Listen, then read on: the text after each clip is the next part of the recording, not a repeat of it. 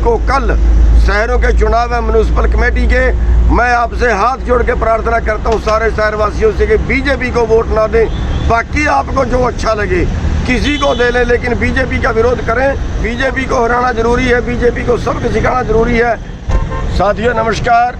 साथियों, आपको पता है कि हमारे देश की बीजेपी सरकार ने एक अग्निपथ योजना शुरू की है, अग्निवीर योजना शुरू की है, जिसने देश को अग्नि में झोंक दिया है। और आपको पता है कि 72 बच्चे की खबर आई है कि अब तक वो परमात्मा के प्यारे हो चुके हैं, सुसाइड कर चुके हैं। साथियों, इस आंदोलन में हम तो लगे हुए हैं। उसके पहले भी आपको पता है किसानों के विरोधी कानून बनाए थे।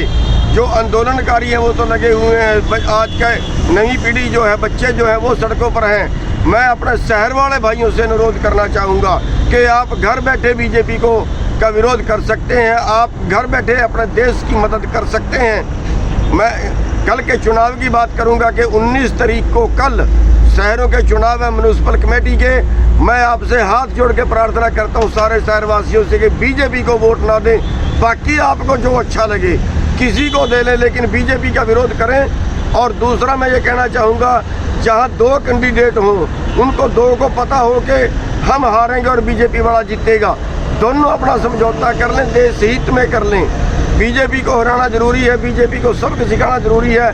ये एक आपका विरोध दर्ज हो जाएगा, हो सकता है उसके बाद बीजेपी ये कानून वापस ले ले। तो बस इतनी सी मेरी बेनती है कि जो कल का चुनाव है, म्यूनिसिपल का चुनाव है हरियाणा का, उसमें आप बीजेपी के उम्मीदवार को हराएं और उसके लिए आप बीजेपी के एंटी वोट करें। जिसको आपका दिल करता है उसको करें। जो भी जीतने वाला, उनके मुकाबले में जीतने वाला कैंडिडेट हो उसको वोट करें। आप सबका बहुत बहुत धन्यवाद। साथियों नमस्कार। साथियों, आपको पता है कि हमारे देश की बीजेपी सरकार ने एक अग्निपथ योजना शुरू की है, अग्निवीर योजना शुरू की है, जिसने देश को अग्नि में झोंक दिया है। और आपको पता है कि 72 बच्चे की खबर आई है कि अब तक वो परमात्मा के प्यारे हो चुके हैं, सुसाइड कर चुके हैं। साथियों, इस आंदोलन में हम तो लगे हुए हैं। उसके पहले भी आपको पता है किसानों के विरोधी कानून बनाए थे।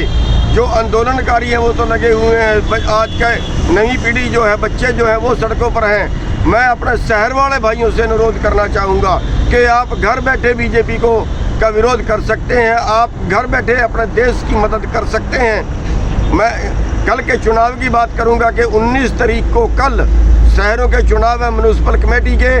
मैं आपसे हाथ जोड़ के प्रार्थना करता हूँ सारे शहरवासियों से कि बीजेपी को वोट ना दें। बाकी आपको जो अच्छा लगे किसी को दे लें, लेकिन बीजेपी का विरोध करें। और दूसरा मैं ये कहना चाहूँगा, जहाँ 2 कैंडिडेट हों उनको 2 को पता हो कि हम हारेंगे और बीजेपी वाला जीतेगा।